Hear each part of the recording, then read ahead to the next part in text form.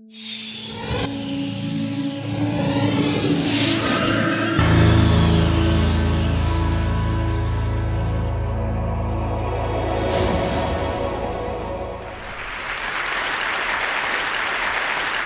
a bit funny to be at a conference dedicated to things not seen and present my proposal to build a 6,000-kilometer long wall across the entire African continent.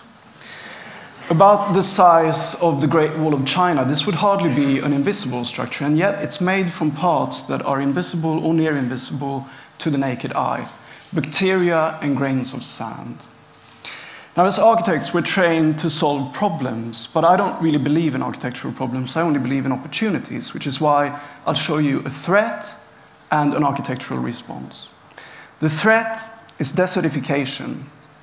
My response is a sandstone wall made from bacterially solidified sand stretching across the desert.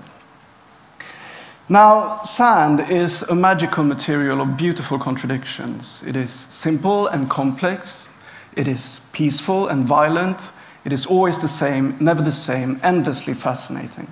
1 billion grains of sand come into existence in the world each second. That's a cyclical process. As rocks and mountains die, grains of sand are born. Some of those grains may then cement naturally into sandstone, and as the sandstone weathers, new grains break free. Some of those grains may then accumulate on a massive scale into a sand dune. In a way, the static stone mountain becomes a moving mountain of sand. But moving mountains can be dangerous. Let me try and explain why.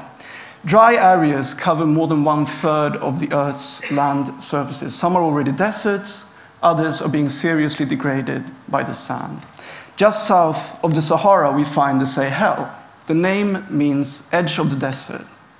And this is the region most closely associated with desertification. It was here in the late 60s and early 70s that major droughts brought 3 million people to become dependent upon emergency food aid, with about up to 250,000 dying.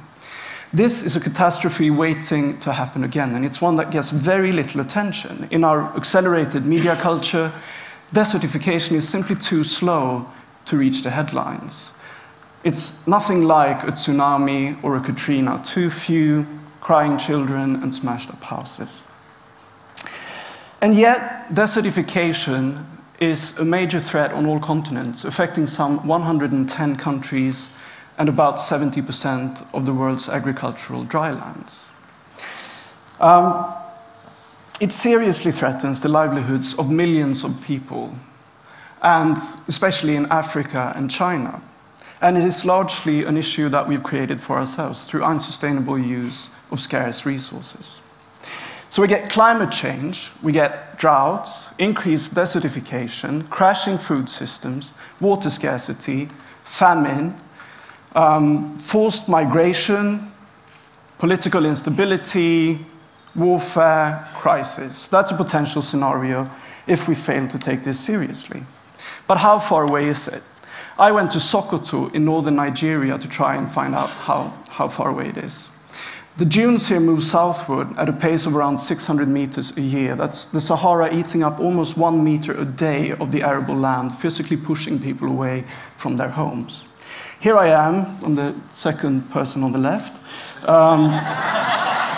with the elders in Gidankara, a tiny village outside of Sokoto. They had to move this village in 1987 as a huge dune threatened to swallow it. So they moved the entire village, hut by hut. And this is where the village used to be. It took us about 10 minutes to climb up to the top of that dune, which goes to show why they had to move to a safer location. That's the kind of forced migration that desertification can lead to. If you happen to live close to the desert border, you can pretty much calculate how long it will be before you have to carry your kids away and abandon your home and your life as you know it.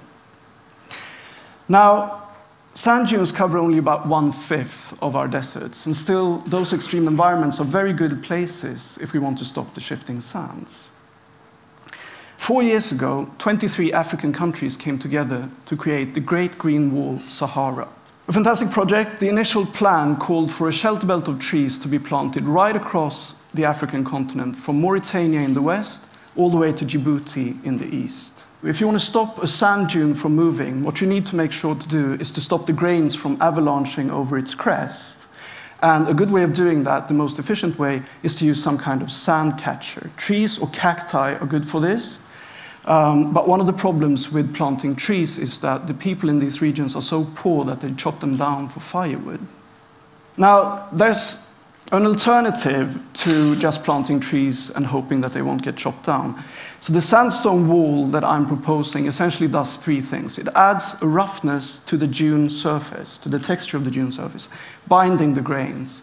It provides a physical support structure for the trees, and it creates physical spaces, habitable spaces inside of the sand dunes. If people live inside of the green barrier, they can help support the trees, protect them from humans and from some of the forces of nature.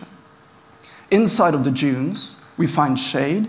You can start harvesting condensation and start greening the desert from within. Sand dunes are almost like ready-made buildings in a way. All we need to do is solidify the parts that we need to be solid and then excavate the sand, and we have our architecture. We can either excavate it by hand, or we can have the wind excavate it for us. So the wind carries the sand onto the site, and then it carries the redundant sand away from the structure for us. But by now you're probably asking, how am I planning to solidify a sand dune? How do we glue those grains of sand together? And the answer is perhaps that you use these guys. Bacillus pastori, a microorganism that is readily available in wetlands and marshes, and does precisely that. It takes a pile of loose sand and it creates sandstone out of it. These images from the American Society for Microbiology shows the process. What happens is you pour Bacillus pastori onto a pile of sand, and it starts filling up the voids in between the grains. A chemical process produces calcite, which is kind of natural cement that binds the grains together. The whole cementation process takes about 24 hours. I learned about this from a professor at UC Davis called Jason de Jong. He managed to do it in a mere 1400 minutes. Here I am playing the part of the mad scientist working with the bugs at UCL in London, trying to solidify them. So how much would this cost? I'm not an economist, very much not, but I did quite literally a back of the envelope calculation. And it seems that for a cubic meter of concrete, we would have to pay in the region of $90. And after an initial cost of $60 to buy the bacteria, which you never have to pay again, 1 cubic meter of bacterial sand would be about $11. How do we construct something like this? Well, I'll quickly show you two options. The first is to create a kind of balloon structure, fill it with bacteria, then allow the sand to wash over the balloon, pop the balloon, as it were, disseminating the bacteria into the sand and solidifying it. Then a few years afterwards, using permacultural strategies, we've greened that part of the desert. The second alternative would be to use injection piles. So we push the piles down through the dune, and we create an initial bacterial surface. We then pull the piles up through the dune, and we're able to create almost any conceivable shape inside of the sand, with the sand acting as a mold as we go up. So we have a way of turning sand into sandstone and then creating these habitable spaces inside of the desert dunes. But what should they look like? Well, I was inspired for my architectural form by Tefoni, which look a little bit like this. This is a model representation of it. These are cavernous rock structures that I found on the site in Sokoto, and I realized if I scale them up, they will provide me with good spatial qualities for ventilation, for thermal comfort, and for other things. Now, part of the formal control over this structure would be lost to nature, obviously, as the bacteria do their work. And I think this creates a kind of boundless beauty, actually. I think there's really something in that articulation that is quite nice.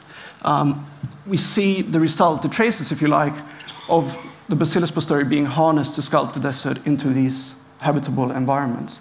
Some people believe that this would spread uncontrollably and that the bacteria would kill everything in its way. That's not true at all. It's a natural process. It goes on in nature today, and the bacteria die as soon as we stop feeding them. So there it is.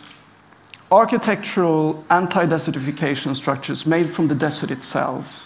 Sand-stopping devices made from sand. The world is likely to lose 1/3 of its arable land by the end of the century. in a period of unprecedented population growth and increased food demands, this could prove disastrous. And quite frankly, we're putting our heads in the sand. If nothing else, I would like for this scheme to initiate a discussion. But if I had something like a TED wish, it would be to actually get it built, to start building this habitable wall, this very, very long, but very narrow city in the desert, built into the dunescape itself. It's not only something that supports tree, but something that connects people and countries together. I would like to conclude by showing you an animation of the structure and leave you with a sentence by Jorge Luis Borges. Borges said that nothing is built on stone. Everything is built on sand. But we must build as if the sand were stone. Now, there are many details left to explore in this scheme: political, practical, ethical, financial. My design, as it takes you down the rabbit hole, is fraught with many challenges and difficulties in the real world. But it's a beginning. It's a vision. As Borges would have it, it's the sand. And I think now is really the time to turn it into stone. Thank you.